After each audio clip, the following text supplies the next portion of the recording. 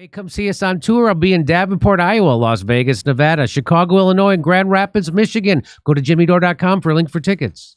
So Joy Behar was showing this. This is a graphic of all the people who were in Trump's orbit that were sentenced to prison. Yep. Right? So there's 1, 2, 3, 4, 5, 6, 7, 8. Joy Behar on The View displays a graphic of all the people in Trump's orbit that have been sentenced to prison during Biden's administration. In Joy's view, this exhibits how the justice system is working. You want to hear? Let's listen. These are all of the people in the Trump orbit who have been, who basically ended up in prison. These are all of them. That's not even all of them. You got Steve Bannon, Peter Navarro, Michael Cohen, Paul Manafort, George Papadopoulos, Roger Stone, Rick Gates, and Alan Weisselberg. You're right. That's not all of them. You're missing an entire party full of people.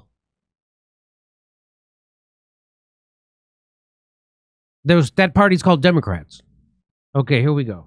They've all gone to prison. So when you feel bad about the system and you think, gee, we're going to get stuck with the system is working. Yeah. These are all of the system is working. The system is working. Yeah, but who is it working for? Because it certainly isn't working for you. You know who it's working for? It's working for the people who signed Joy Behar's checks. That's who the system's working for, your bosses. I don't suppose you'll be catching up with that Epstein flight list any day soon, huh, Joy? Then we can see if the system's really working for us all, right? If the system was working, we'd have fashion police. How about that? So she lists off a list of people. Now, talk about no self-awareness. Because she lists off a list of people who are in Trump's quote-unquote orbit that have now been sentenced to prison. And she says that's a sure sign that the system is working. And here she is, worried that Trump's going to do the same thing. So you said recently that you thought that you, as an outspoken critic, could be a target yourself. Some people think that sounds overdramatic, but I'm right there with you. I think that he is so vindictive that he will go after, however he has to, through the IRS maybe, or even through sponsors to get us off the air maybe, or you. Yeah. How seriously should we be taking that? Hey, don't threaten us with a good time.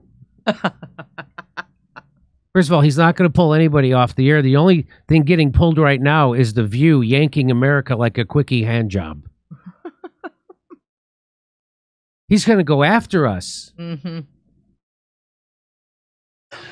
Well, so I was asked, am I worried about me? And my answer was, I'm worried about all of us. I'm no more worried about me than I am worried about everybody in the country. I think it's bad to have somebody saying, give me as much power as you can in this country so I can use it to go after other Americans, so I can use it to go after these subhuman...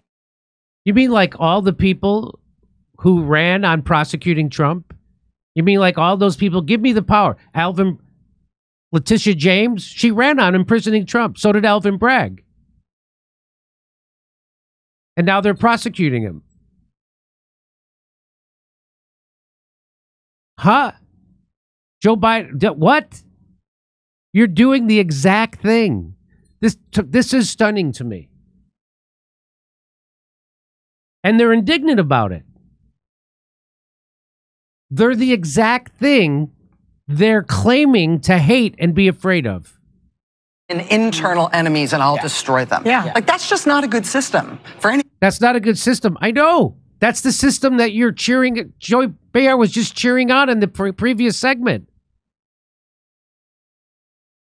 She was cheering it on. She's reading off a list of people inside America who worked for a politician she didn't like, who are all now in jail.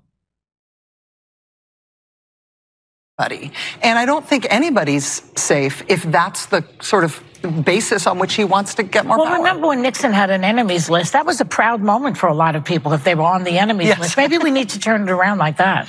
Well, I think that if he decides that he's going to go after you or me or anybody who's well known, we have resources. We'll likely be fine. But I think there's a pattern where he.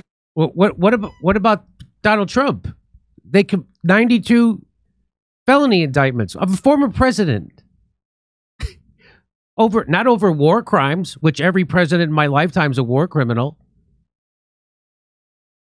No, not over that.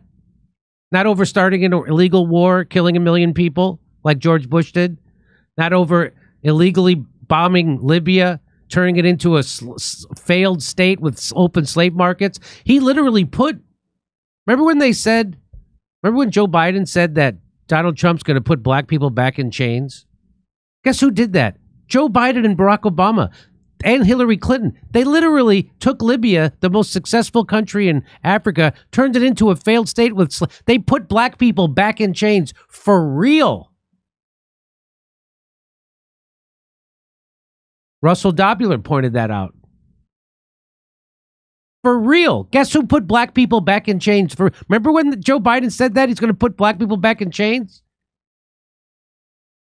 Guess who did that? Joe Biden, Barack Obama, and Hillary Clinton. For real, put black people back in chains.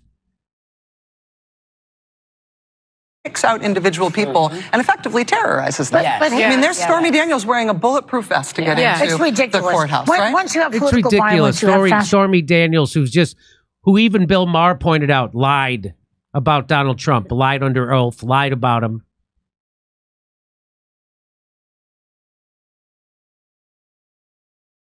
I'm following that. Yeah. So I just want to play this one more time. After you listen to that, listen to this. After you listen to that. These are all of the people in the Trump orbit who have been, who basically ended up in prison. These are all of them. That's not even all of them. You got Steve Bannon, Peter Navarro, Michael Cohen, Paul Manafort, George Papadopoulos, Roger Stone, Rick Gates, and Alan Weisselberg. They've all gone to prison. So when you feel bad about the system and you think, gee, we're going to get stuck with the system is working. Yeah. Hey, come see us on tour. I'll be in Davenport, Iowa, Las Vegas, Nevada, Chicago, Illinois, and Grand Rapids, Michigan. Go to jimmydore.com for a link for tickets.